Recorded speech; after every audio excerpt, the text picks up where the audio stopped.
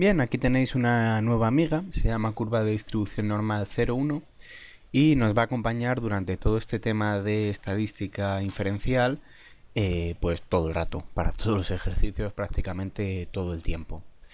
¿Qué es esta curva de distribución? Bueno, es una curva de distribución de probabilidades. Si yo tuviese una población cuya media de lo que sea que estemos midiendo fuese 0 y su desviación típica fuese 1, pues tendría más o menos esta forma. Las poblaciones o las cosas reales que estudiamos no tienen media 0 y desviación típica 1. Imaginaos que estudiemos, pues el otro día estudiábamos la altura en la clase, daba una media de 170 y una desviación típica pues de 3 o 4 centímetros para arriba o para abajo. Pero si pusiésemos las alturas ordenadas, sí tendrían esta forma. La mayoría de la gente estaría en la media o cerquita de la media, muy poca gente estaría muy por encima de la media, muy poca gente estaría muy por debajo de la media. Bien, eso para la altura, eso para el peso, eso para un montón de cosas o la mayoría de cosas que estudiamos en esta parte de la estadística. Entonces, aunque realmente las cosas que estudiamos no tienen media 0 y desviación típica 1, tienen otras cosas u otros datos, realmente cualquier otra cosa que tenga una distribución así, que la mayoría de la gente se concentre en torno a la media con pocos datos extremos, se pueden transformar mediante una operación muy sencilla que no vamos a explicar en este vídeo, pero que explicaremos en otro, en una distribución normal 0,1, con lo cual esta es la que tengo que saber cómo funciona. El compañero de esta tabla o de esta curva es esta tabla que vemos aquí, que nos dan incluso en el propio examen de selectividad. Esta tabla no hay que sabérsela de memoria, pero sí hay que saber cómo se utiliza. ¿Qué nos dice esta tabla? Pues bueno, en la curva de distribución lo que tenemos son probabilidades, que están medidas como el área debajo de la curva. Por ejemplo, vamos a poner ya un caso práctico. Imaginemos que en esta curva de distribución yo quiero calcular la probabilidad de que, cogido un tipo al azar, sea el dato de su altura o de su peso o lo que sea, una vez transformado en esta curva, sea menor que 1. Pues sería la probabilidad de que z, que es como medimos la variable en una curva de distribución normal, sea menor que 1. Bien, pues ¿qué es eso en este gráfico? Pues sería todo el área que está debajo de la curva hasta llegar al 1. La totalidad del área sería 1, el 100%, ¿vale? Que no tiene nada que ver con este 1 que yo estoy buscando ahora. Pues ahora yo ¿qué hago? ¿Cuál es la probabilidad de que el valor valga menos que 1? No es el 100% porque no es el área entera. Me voy a la tabla y lo busco. ¿Cómo lo busco? Pues mirar, yo aquí tengo los valores de 10 en 10, de décima en décima, mejor dicho, desde el 0 en la parte positiva hasta el 3, ¿vale? Pues como yo quiero buscar el 1, me voy al 1 con 0 centésimas. ¿Cuál es la probabilidad de que z sea menor que 1? El 0,8413. 0,8413, es decir, el 84%. Es bastante probable que, cogido un dato con esta distribución, sea menor que 1. ¿Qué más podemos mirar?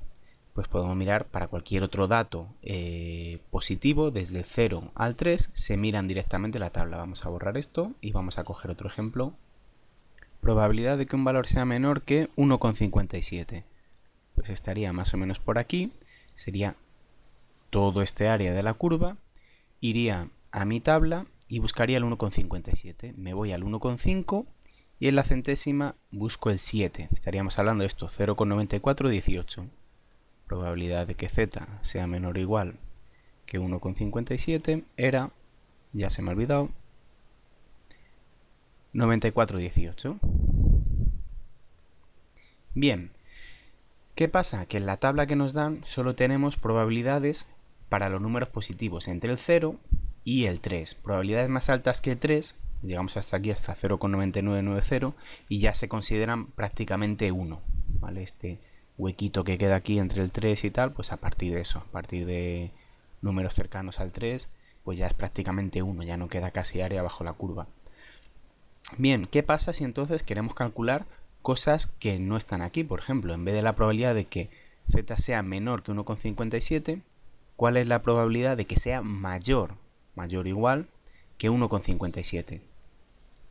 Este otro área que tenemos aquí. Bien, pues si lo que queremos son probabilidades mayores o iguales que, en vez de menores o iguales, que es lo que nos da la tabla, ¿De qué tenemos que acordarnos? De la probabilidad del suceso contrario. A mí la tabla me dice este área de la izquierda, en esa dirección. Si yo quiero saber la otra, ¿qué hago? A 1, que sería el área total debajo de la curva, le resto lo contrario. Esto es lo que me falta para llegar a 1. Pues 1 menos 0,9418, que es, no cabe ahí, 0,0582. Un 5,82% de probabilidades de que z sea mayor que este número. Más cosas. Bien, ¿y qué pasa si quiero probabilidades de que z sea menor que números negativos? Por ejemplo, pues vamos a coger por aquí más o menos esto que será el 2,22. Probabilidad de que z sea menor o igual que menos 2,22. Yo voy a mi tabla, pero mi tabla empieza en el 0, positivo. ¿Qué pasa si quiero estos otros números? Bien, pues aquí lo que tengo que aplicar es una propiedad que tiene la distribución normal y es que es simétrica. Este lado de aquí, la probabilidad de que z sea menor que menos 2,22 vale exactamente lo mismo, porque esto es totalmente simétrico, que lo que va del 2,22 positivo hasta el final. Son el mismo área, con lo cual el dato que me den va a ser el mismo, tanto si lo busco en el lado negativo, que la tabla no me la da, como si lo busco en el lado positivo. La probabilidad de que z sea menor o igual que menos 2,22 es la misma que la probabilidad de que z sea mayor o igual que 2,22 en positivo. Vale, ¿y esto cómo se hacía? Pues lo acabamos de ver en el anterior. La tabla me da probabilidades de números negativos, pero de que sean menores, no mayores. Así que, ¿qué hago? El suceso contrario. 1 menos la probabilidad de que z sea menor o igual que 2,22. Lo único que estoy haciendo es esto, aplicar esta propiedad de simetría y la del suceso contrario. Yo voy a la tabla y la tabla me va a dar esta probabilidad de que sea menor que 2,22. Hasta aquí. Pues a 1 le resto eso, me da este área que vale lo mismo que esta. Así que me voy a la tabla, busco el 2,22, 2,2, 2 pues 0,9868. 1 menos 0,9868 y eso ya en la calculadora 0,0132. Eso es lo que vale esta probabilidad de aquí. Bien, otro caso posible. Probabilidad de que z sea mayor que un número negativo. Toda esta área de aquí. Mayor o igual que menos 1,5 en este caso. Bien, esta es fácil. ¿Qué hemos dejado fuera de este área?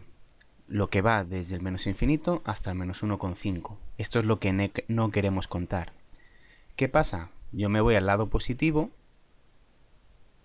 busco el 1,5 y me daría el área que va desde el menos infinito hasta el 1,5. ¿Y qué parte dejo fuera? La parte que va del 1,5 al infinito, que es exactamente igual que esta. Con lo cual, cuando tengo una probabilidad de mayor o igual que un número negativo, eso vale lo mismo que la probabilidad de que z sea menor o igual que el número en positivo. Es decir, lo miro directamente en la tabla.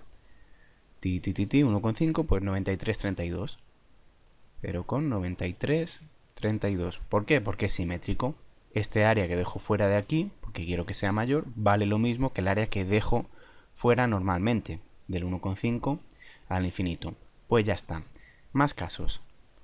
Probabilidad de que z esté entre dos números positivos. Vamos a coger aquí, por ejemplo, el 0,6 y aquí pues el 1,74, por ejemplo. Quiero ver la probabilidad de que z esté aquí, en este área.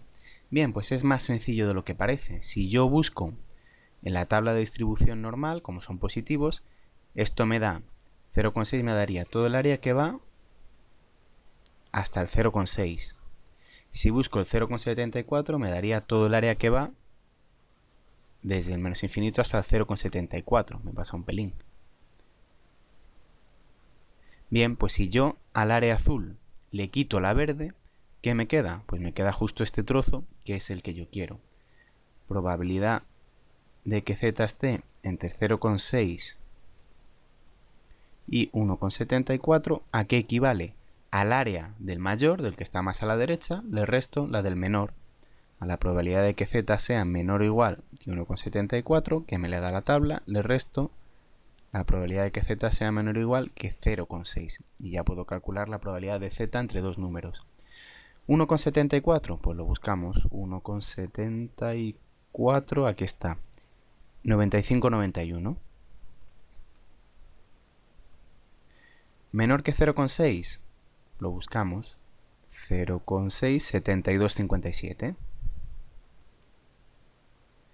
Y ahora, pues, calculadora.